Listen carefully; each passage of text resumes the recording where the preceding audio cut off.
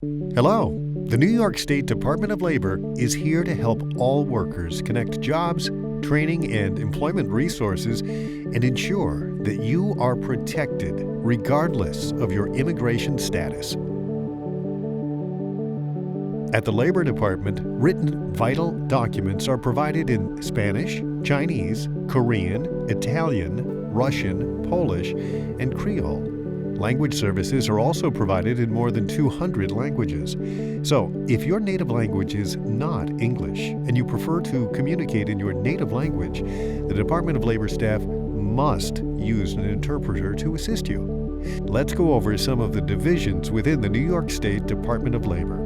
The Division of Employment and Workforce Solutions, or DOS, provides no-cost services for workers looking for a job.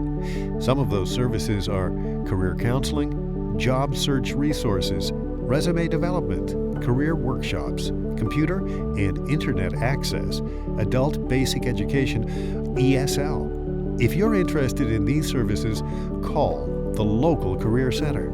A list of statewide career centers is included in the Agricultural Worker Information Packet. The Division of Immigrant Policies and Affairs, or DIPA, is a division that is here to help and protect all immigrant workers, regardless of their immigration status. We do not ask, and for the most part, do not need to know a worker's immigration status. In addition to language access for all workers, DIPA works with other community-based organizations to educate and empower workers. Our staff come right to the farms to educate employers and workers regarding state and federal laws that apply to farm workers. They speak Spanish and are available to assist with common workplace issues like wage issues and housing concerns. If a worker is interested in filing a formal complaint, we will assist the worker. We will also assist in forwarding the complaint to the appropriate enforcement office. The DIPA staff also helps employers process your H-2A and H-2B visa applications. This is the 2020 Agriculture Labor Programs Map. It tells you who from the Department of Labor you can contact in the region you're working in. The Division of Labor Standards is here to help employers understand the labor law and make sure they abide by the laws so that all workers have the same rights and protections. Labor standards enforce New York State labor laws including minimum wage and overtime, unpaid wages, wage supplements, fringe benefits like vacation time, employment of minors, days of rest and meal periods, and farm labor. We recommend that all workers keep track of their days and the daily hours worked. If you're in a situation where you think you have to file a complaint with labor standards, here are the steps we recommend you take. Reach out to DIPA to discuss labor law issues or concerns, and the staff will help you file that complaint. You can also contact an advocacy group that may be able to help you file your complaint and assist with the follow-up. Or you can file it by yourself by contacting Labor Standards to obtain a complaint form, possibly in your native language, filling it out, and sending it back to DIPA for processing. Before you file the complaint, you need to know the name, address, and phone number of the employer and the company. Your pay notice and acknowledgement form, which you signed at the beginning of your employment, and will have the employer and work information you need. Please make sure to keep your signed pay notice and acknowledgement form safe. Also, keep records of hours and days worked and pay received and/or owed by the employer. Keep copies of policies or handbooks. In this section, we will discuss more specifically your rights as a worker. When you are first hired, you must be given by your employer a notice of pay rate in your primary language, if the primary language is English, Spanish, Chinese, Korean, Creole, Polish, or Russian. If you speak a primary language other than these languages, the notice will only be provided in English. It must be completed and signed by you when you're hired, and the original stays with the employer. A copy must be given to you. The employer must keep the original for 6 years. A new notice must be provided when there are changes in the conditions of employment, such as a decrease in pay rate, allowances, payday, or name changes. Keep your signed copy in a safe place. The pay notice and acknowledgement form must include rate or rates of pay, including overtime rate of pay if it applies, how you will be paid by the hour, piece rate, shift, day, week, etc., the regular payday, weekly or bi-weekly, the name, address, and phone number of the employer, allowances taken as part of the minimum wage. And for H-2A workers, the employer will provide the federal H-2A job order in addition to the pay notice and acknowledgement form. As of December 31st, 2019, the minimum wage is $13 in Long Island and Westchester County. Outside of Long Island, New York City, and Westchester County, the minimum wage is $11.80 per hour. Overtime pay for farm laborers will now be 1.5 times their regular rate for hours worked over 60 hours in a calendar week. The calendar week is established by your employer. Farm laborers, including foreign guest workers, their overtime rate is 1.5 times adverse effect wage rate or prevailing wage rate.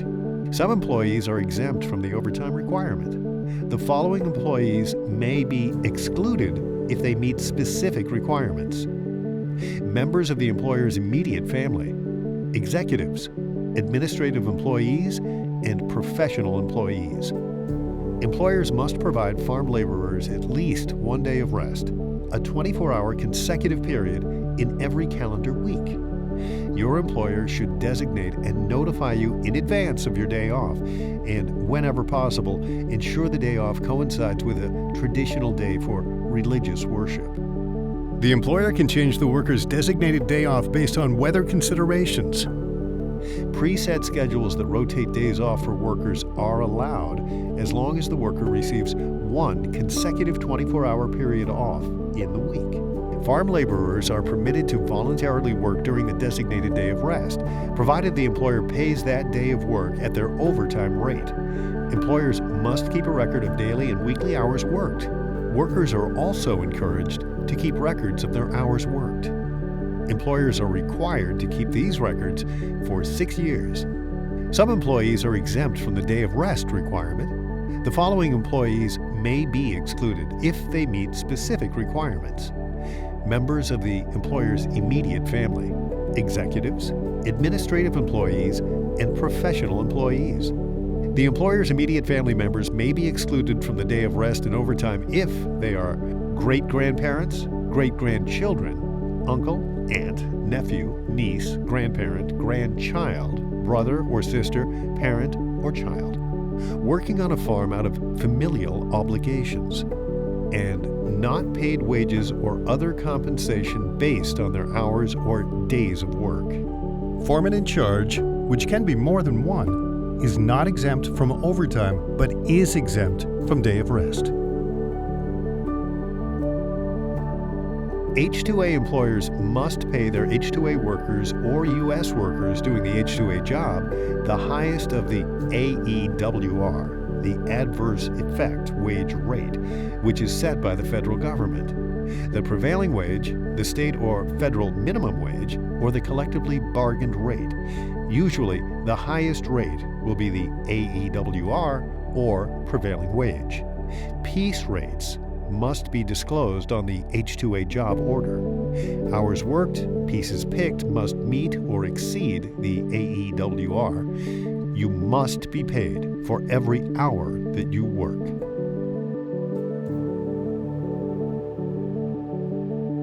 Workers must be guaranteed employment and payment for hours equal to 3/4 of the workdays of the entire contract.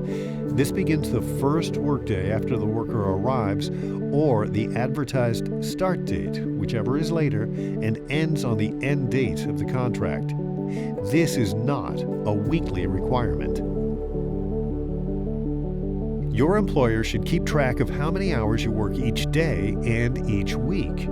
Your hours may be tracked with an electronic system or handwritten timesheets. We recommend you also keep your own record of the hours and days worked. You must be paid weekly or bi-weekly. and the employer must provide a wage statement or pay stub each paid day. The pay stub must list the employer's full business name, address, and telephone number, the worker's name, gross wages, specified deductions, net wages, hours worked and rate of pay, and pieces picked and piece rates, dates covered by the payment of wages. H-2A workers must also have hours offered and hours worked listed on their pay stubs. This is a federal requirement of the H-2A program. You can be paid by cash or check, but you must be provided a wage statement that includes all this information every time you get paid. For your protection, keep track of your hours and days worked. Be sure to check you have been paid for the correct amount of hours worked and for the promised hourly wage. Keep all these documents secure. No deductions may be made from wages except those required by law or that are for the benefit of the worker and with the worker's consent. Deductions required by law include Social Security, Medicare, federal, state, and city taxes, union fees, and examples of legal deductions with workers' consent may include mass transit discount card purchase, daycare expenses, gym membership, health insurance, retirement, and pension benefits.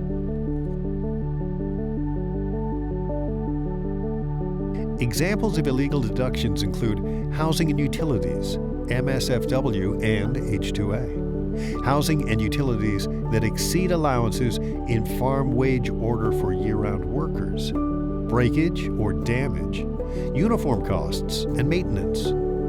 Just so you know, your employer can require their employee to wear uniforms.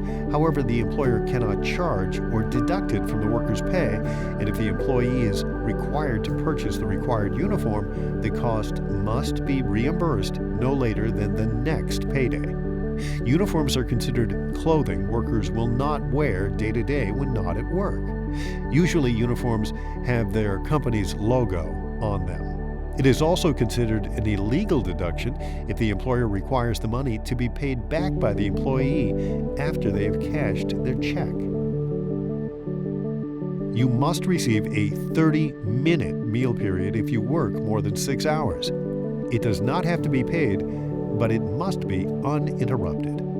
If you start a shift before 11 o'clock in the morning and work past 7 o'clock at night, you are entitled to a 20-minute meal period between 5 p.m. and 7 p.m. The dinner must be paid.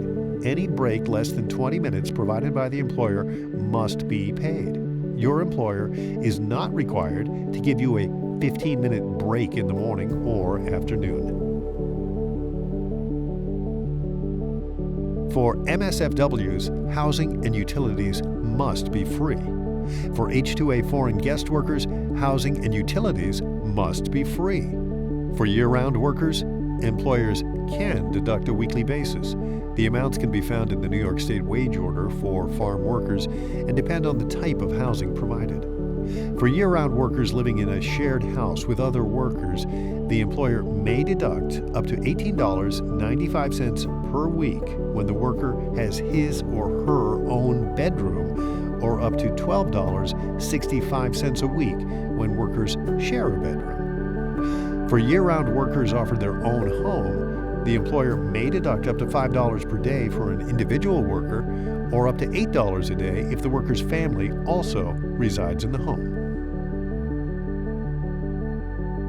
Every grower or processor must, at his own expense, provide safe, potable drinking water which may be in a portable container and must be reasonably accessible to each and every site where laborers are working. The water can be kept in bottles or a large cooler with a spigot. If a cooler is used, it should be refilled daily or more often as necessary. The cooler must be covered and regularly cleaned and maintained. Only single-use drinking cups are permitted.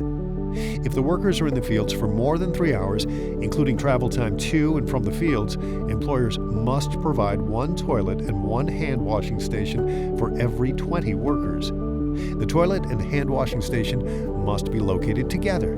When 5 or more workers are at the same field site, the toilet and hand washing facilities must be provided within a quarter-mile walking distance or at the closest point accessible by a motor vehicle. The toilet facility must be maintained in a sanitary manner with toilet paper, and it must have a self-closing door that locks from the inside. The hand washing facility must be equipped with soap, water, disposable paper towels, and a place to throw away the used paper towels. If there are 20 or more field workers and at least 50% are female, there must be separate, clearly marked toilet facilities for each sex. It is illegal for employers to discharge, penalize, or in any manner discriminate or retaliate against an employee for making a complaint about a possible labor law violation to the employer, making a complaint to the Labor Department, cooperating with a labor standards investigation. What is labor trafficking? It happens when a group of people or individual forces another group of people or individual to continue to work against their will through the use of threats, fraud, or coercion. Labor trafficking warning signs include if you are forced to work against your will, if you are not allowed to leave your job, if you are not paid to do your job. If you need help, call the National Human Trafficking 24-hour hotline. The number is 888-373-7888. It is confidential. How can you help protect yourself?